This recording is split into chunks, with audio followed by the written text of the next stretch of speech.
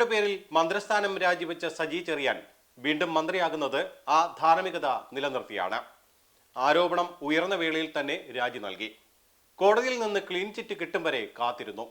കടിച്ചു തൂങ്ങി കിടക്കാതെ കാട്ടിയ മാന്യതയാണ് സജി ചെറിയാനെ വ്യത്യസ്തനാക്കുന്നത്.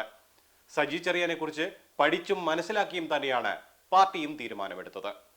5 മാസം മുമ്പ് ജൂലൈ 6-നാണ് ഫിഷറീസ് സാംസ്കാരിക വകുപ്പുകൾ കൈകാര്യം ചെയ്തിരുന്ന മന്ത്രി സജി ചെറിയാൻ രാജിവെച്ചത്. ഉന്നതമായ ധാർമ്മികത ഉയർത്തിപ്പിടിച്ചുകൊണ്ടാണ് തന്റെ രാജിയെന്നും 43 വർഷത്തെ പൊതുജീവിതത്തിൽ എല്ലാ ഘട്ടത്തിലും ഭരണഘടനാ മൂല്യം ഉയർത്തിപ്പിടിച്ചിട്ടുണ്ടെന്നും പറഞ്ഞായിരുന്നു അന്ന് സജി ചെറിയാൻ മന്ത്രി പദവി ഒഴിഞ്ഞത്.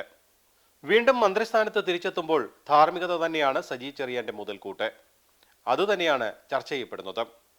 തനിക്കെതിരായ ആരോപണത്തിൽ കോടതിയുടെ ക്ലീൻ ചിറ്റ് നേടിയ ശേഷമാണ് അദ്ദേഹം വീണ്ടും മന്ത്രിയാകുന്നത്. സജി ചെറിയാനെ MLA സ്ഥാനത്ത് നിന്ന് അയോഗ്യനാക്കണമെന്നാവശ്യപ്പെട്ടുള്ള ഹർജികൾ ഹൈക്കോടതി തള്ളിയിരുന്നു. ഇതോടെ കേസ് അവസാനിപ്പിക്കണമെന്നാവശ്യപ്പെട്ട് പോലീസ് കോടതിയിൽ റിപ്പോർട്ട് നൽകുകയും ചെയ്തു. ഭരണഘടനയെ അവഹേളിക്കുന്ന പരാമർശങ്ങളല്ല സജി ചെറിയാൻ നടത്തിയതെന്നാണ് റിപ്പോർട്ടിലുള്ളത്. ഇത്തരത്തിൽ അഗ്നിശുദ്ധി വരുത്തിയ ശേഷമാണ് സജി ചെറിയാൻ വീണ്ടും മന്ത്രിയാകുന്നത്. സജി ചെറിയാന്റെ പേരിൽ കേസുകളൊന്നും നിലവിലില്ല. ഇത് കണക്കിലെടുത്താണ് ഇപ്പോൾ പാർട്ടി അദ്ദേഹത്തെ മന്ത്രിസഭയിൽ തിരിച്ചെത്തിക്കുന്നത്. ഗവർണർക്ക് അനുമതി കൊടുക്കേണ്ടി വന്നതും നിയമപരമായി ശരിയാണെന്ന് മനസ്സിലാക്കി തന്നെയാണ്. പ്രതിപക്ഷം എതിർക്കുന്നുണ്ടെങ്കിലും MLA ആയി തുടരാൻ അർഹതയുണ്ടെന്ന് ഹൈക്കോടതി വിധിച്ച ആൾക്ക് എന്തുകൊണ്ട് മന്ത്രിയായിക്കൂടാ എന്ന ചോദ്യവും പ്രസക്തമാണ്. എന്താണ് തനിക്കുള്ള അയോഗ്യത എന്ന ചോദ്യത്തിനും പ്രസക്തിയുണ്ട്.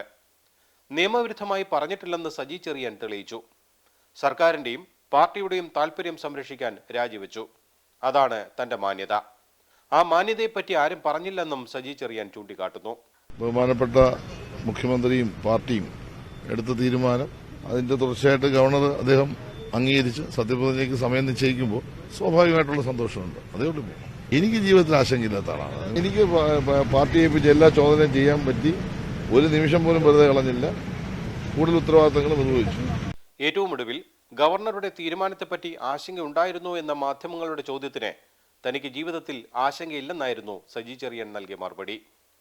തിരുവല്ല കോടതിയിലെ കേസും മുഖ്യമന്ത്രിയുടെ അധികാരവുമായി കൂട്ടിക്കൊഴിക്കരുത്. ഒരു കേസിൽ തീർപ്പ് വരും വരെ ഒരു പ്രതിയും കുറ്റക്കാരനാകുന്നില്ല. നമ്മുടെ രീതി അനുസരിച്ച് കേസുകളിൽ തീർപ്പ് വരാൻ വർഷങ്ങളെടുക്കും. അതുവരെ ഒരാൾ കാത്തിരിക്കണം എന്ന ചിന്തയും ശരിയല്ല.